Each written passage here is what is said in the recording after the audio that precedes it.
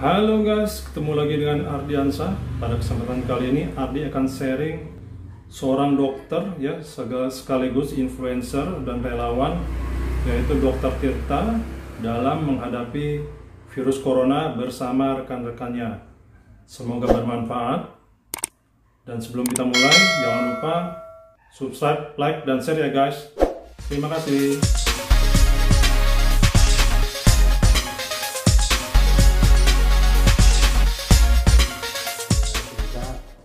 Ingin menjawab sedikit sih. Yang pertama, peran saya di sini itu peran dokter itu adalah ganda ya. Satu agen preventif, sekarang yang kedua adalah agen kuratif. Nah, tadi Dr. Erlina dan Dr. Romat dan Prof sudah cerita juga bahwa dokter di garda terdepan itu sekarang sebagai agen kuratif. Tetapi juga peran yang paling penting itu adalah masyarakat untuk mengendalikan dan menurunkan tingkat infeksi. Nah, ini peran dokter-dokter yang direlawan untuk garda terdepan yang menurunkan tingkat infeksi.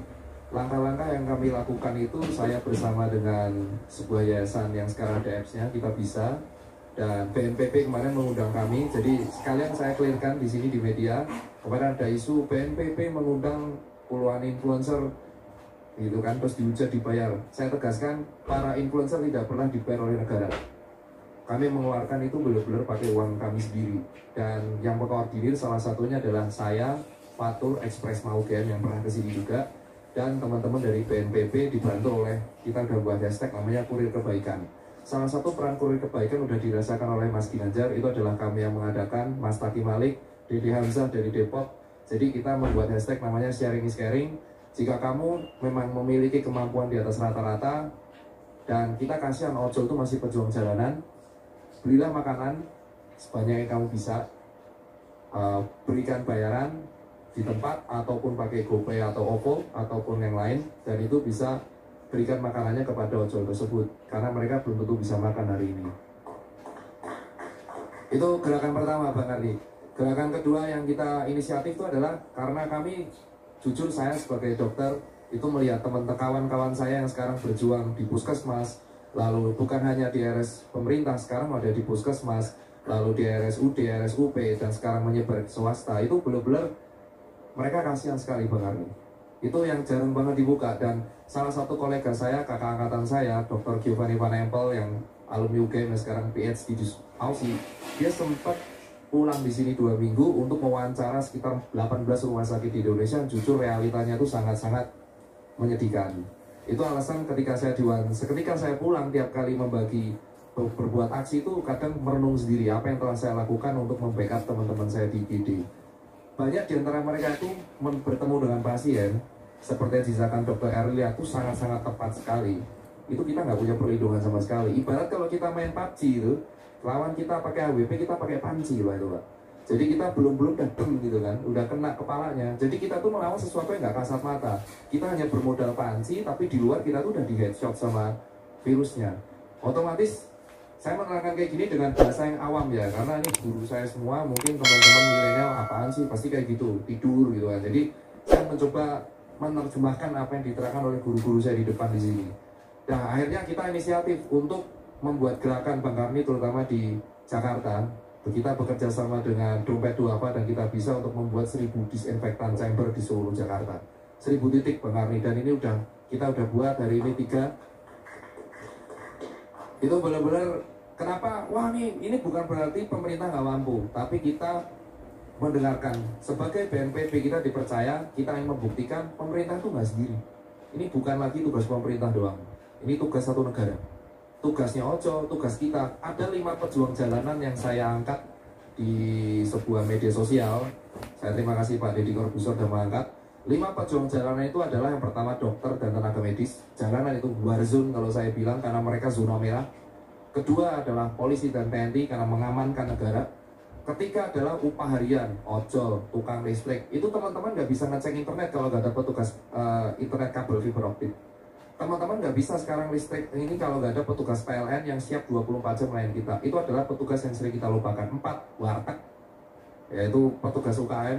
Dan yang kelima pejuang jalanan adalah office boy dan cleaning service. 5 ini tuh sering banget dilupakan oleh kita.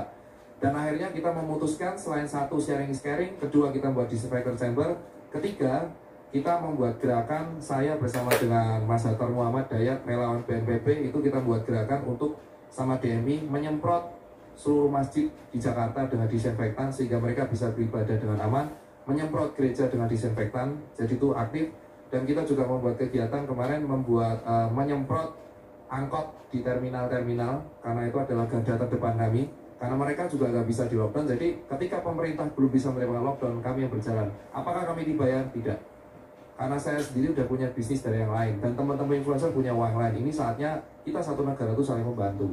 Dan yang keempat, Bang Arni, teman-teman saya rumah sakit itu kan yang BNPB, jujur kemarin kita apresiasi, terima kasih buat BNPB udah 40.000, tapi nggak tahu sampainya kapan, saya juga nggak tahu. Tapi yang jelas saya inisiatif menggalang dana juga.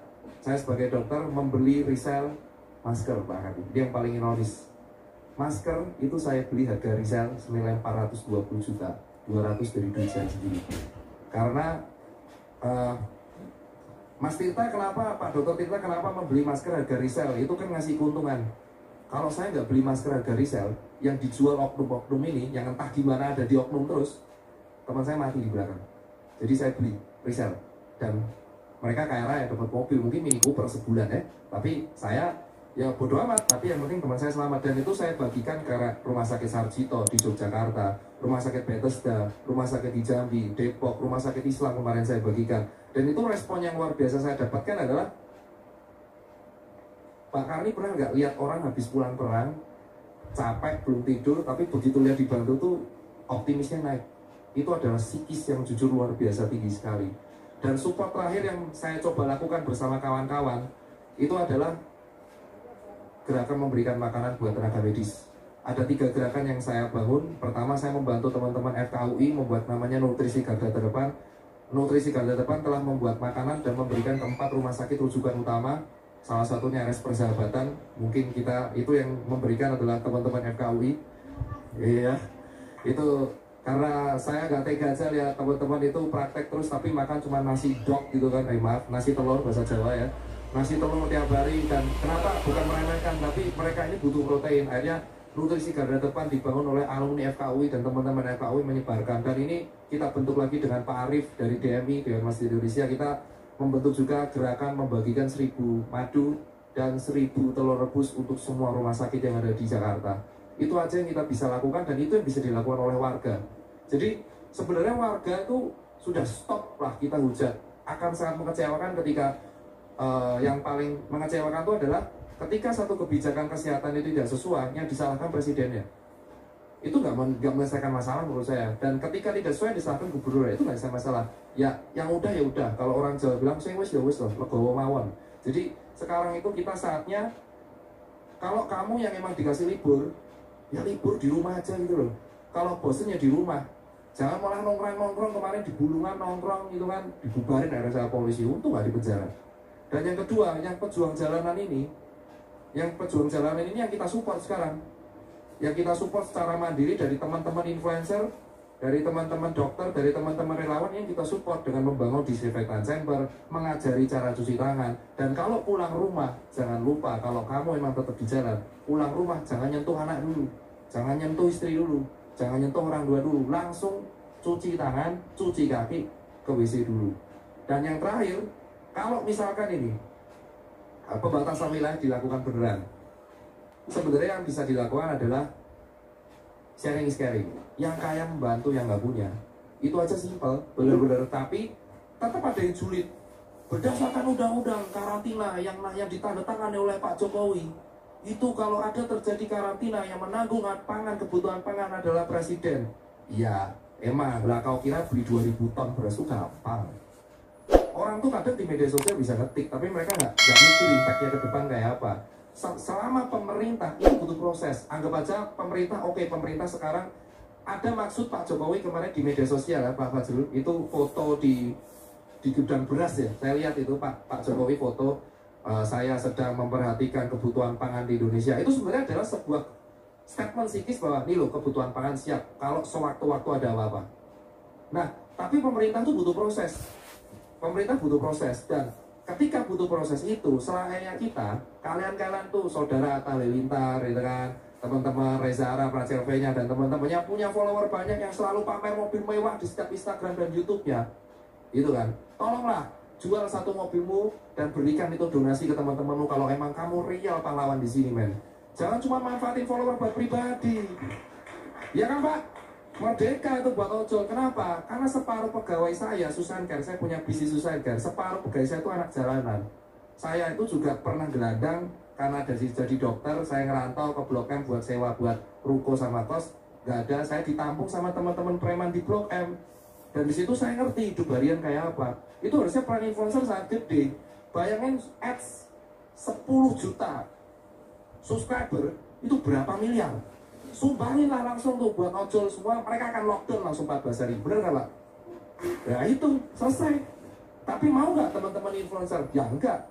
Punya, bisa nggak? Tapi kalau emang nggak bisa, contoh Pracelv-nya kemarin donasi dapat 5M, 2M langsung kasih PMI lewat Kita Bisa. Nah yang lain ini sembari menunggu pemerintah menyiapkan opsi, selaya kita yang kaya membantu yang miskin. Corona itu harusnya menjadi momen buat rakyat Indonesia untuk saling membantu. Yang dokter itu pahlawan sejati. Sini 8 tenaga medis sudah tumbang. Kalau sampai semua tenaga medis ini tumbang, ya udah, siapa yang menolong? Habis, men. Indonesia nggak boleh jadi kayak Italia, bos. Itu Italia itu kenapa bisa kayak gini? Kalau nggak salah bisa dicek ya, itu dokter di China dikirim volunteer dan dia mengatakan, sorry, maaf, dengan segala hormat, warganya ngeyel. Ya kan? Udah ada yang jalanan tetap nongkrong. Saya masih inget banget ada yang saya tegur, saya dokter, saya tegur itu di depan nongkrong kafe. Bor, bubar bor, ngapain jam segini nongkrong-nongkrong di luar sampai ngerokok? Nyawa-nyawa gua, yang mati-mati gua. Sebelum COVID menyerang gua pengen party dulu, buset. Lu mati tapi lu nyebabin dokter-dokter juga mati, Pak. Mending gua mati, lu lama-lama gua laporin polisi, dibubarin, dibubarin. Itu jadinya Blok M dibubarin, maaf tuh saya laporin Polda. Karena saya nggak mau kalau kalian nongkrong tuh matiin teman-teman saya masalahnya. Karena hari ini guru saya udah meninggal. Saya nggak mau dokter tuh tumbang dan perawat tuh tumbang. Udah cukup lah 8 itu. Dan mereka itu harusnya dianggap pahlawan Indonesia. Bukan bener-bener pahlawan. Dan yang pertanyaannya yang terakhir, karena itu sedikit kegiatan kami Pak Kali, dan jujur saya tidur hanya 4-5 jam. Besok pagi saya harus jam 7 ke RSUD Kebayoran, itu red zone, kita harus masang 2 disinfektan di situ. Lalu siang saya ke RSCM untuk masang disinfektan chamber di situ. Sorenya kami akan memasang disinfektan di 5 chamber dan MRT dan tempat markas ojol. Ada 1 disinfektan saya pasang di depan markas Gojek, Pak. Jadi nanti Grab sama Gojek bisa ke sana, tadi udah banyak, Pak. Dan ini pertanyaan saya buat mungkin ada Bang Fazul dan ex-menteri keuangan Pak Fuad. Yang saya tanyakan itu adalah, kita saatnya bukan menyalahkan, Pak. Cuman kok bisa sih APD itu langka di Indonesia? Apakah tidak ada sebuah kebijakan untuk melok APD di Indonesia sehingga kebutuhan APD itu terpenuhi? Karena itu bukan tugas dokter. Ketika dokter itu sampai berdonasi untuk sesama dokter, itu berarti ada yang salah. Dan itu bukan berarti menyalahkan pemerintah, tapi harus segera dievaluasi. Terus yang kedua, saya hanya melaporkan teman-teman saya dari Giovanni Van Empel ini, dan melaporkan kerjaan dokter di lapangan. Mereka tuh sering nangis, Pak, tiap malam. Kenapa? Karena nggak bisa pulang. Dan mereka nggak tega pulang karena ninggalin pasien di IGD dan di ruang isolasi. Dan faktanya adalah, yang teman-teman semua ini harus tahu adalah, teman-teman saya itu sebenarnya udah sakit semua, ngerasain radang tenggorokan, tapi mereka tetap swab test negatif, gas terus, karena mereka nggak ninggalin pasien. Pertanyaannya adalah, ini kenapa SOP yang telah dibuat itu tidak menyebar rata di Indonesia, Pak? Ini harus dievaluasi, karena teman-teman saya residen sebuah di rumah sakit di Yogyakarta itu sampai Februari tidak mendapatkan pelatihan penanganan corona. Jadi permasalahan di Indonesia itu bukan soal salah-salahan, tapi soal SOP yang berantakan. SOP yang berantakan, jadi atasan sudah membuat SOP yang keren, tapi tidak dilakukan dengan baik oleh jajaran tengah. Sehingga yang bawah akhirnya kita kayak pion, maju aja terus. Kalau nonton film kayak 1917, 1917, jadi komandannya nyuruh selain kita 20.000 tentara untuk perang, padahal depannya itu jebakan Batman, isinya cuman granat dan meriam. Nah, ibarat saya sekarang kayak gitu.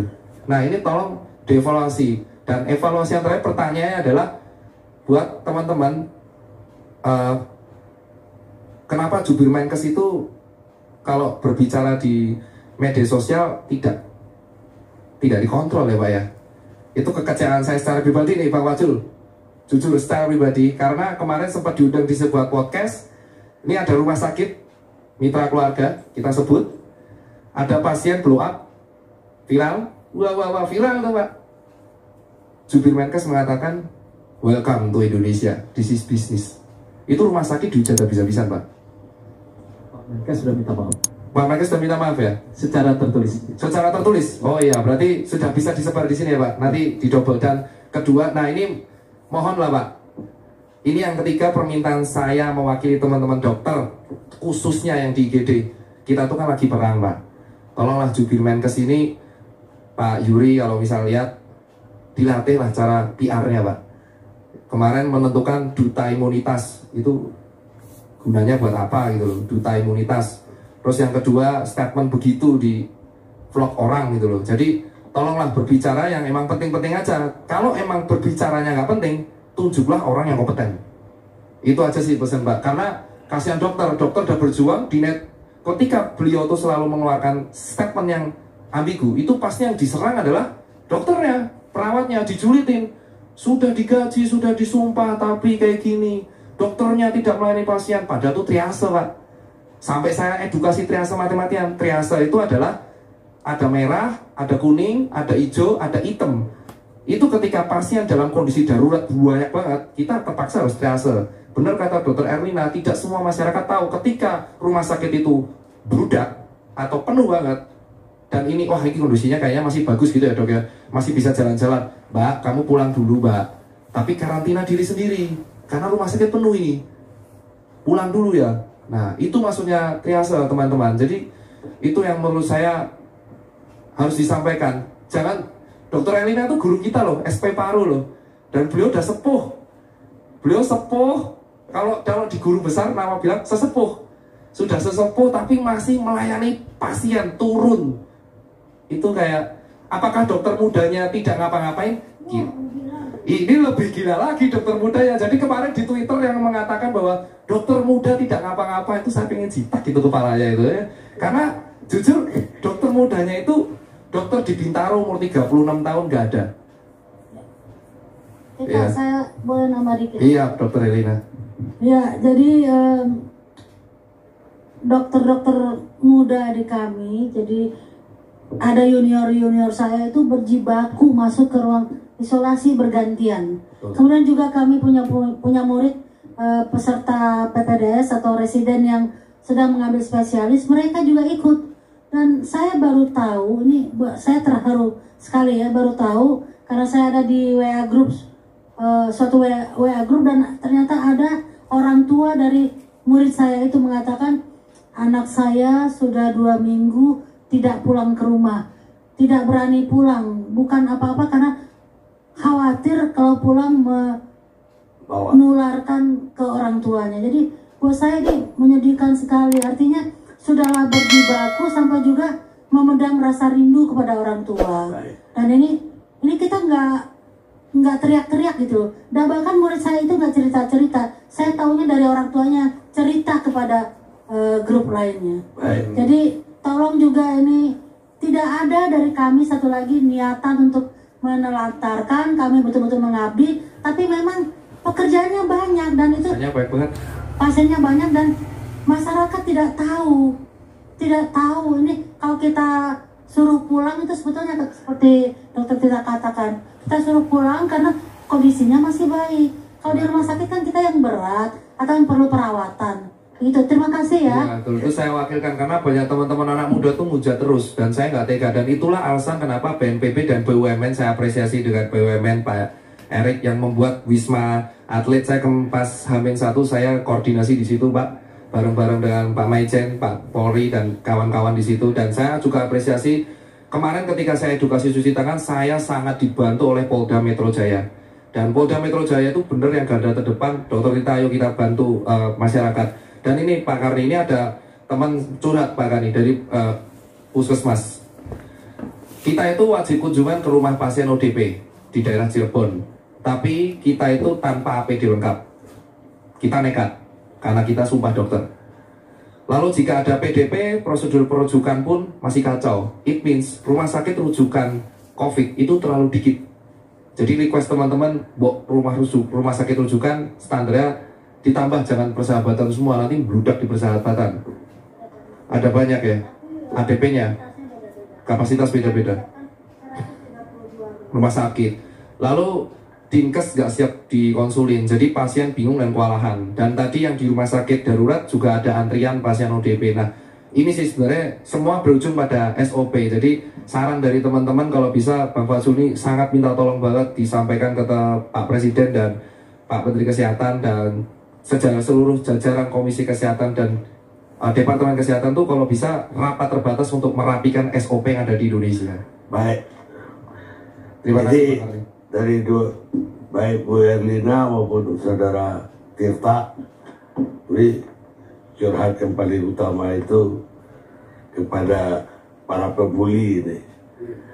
Artinya kita dan ya APD udah jelas tadi. Bully itu sih nggak terlalu, Iya. tapi APD yang lebih penting. Saya lebih Bully itu kita nggak anggap penting gitu. Tirta Tapi tadi kan APD. menyinggung soal itu juga. Iya. Tapi APD betul juga Ibu penting. bilang itu tidak penting.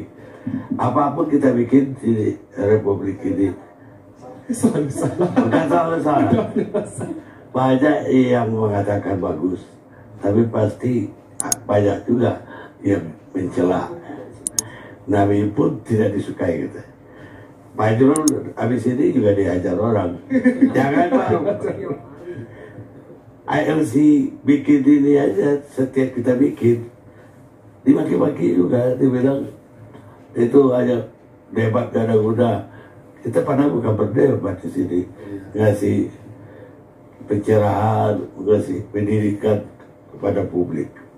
Tapi itulah, ya saya malah mau nasihatin Ibu, sebanyak dan Saudara Tirta, sebanyak yang benci kita, sebanyak yang sayang kita, sebanyak itu pula akan benci kita.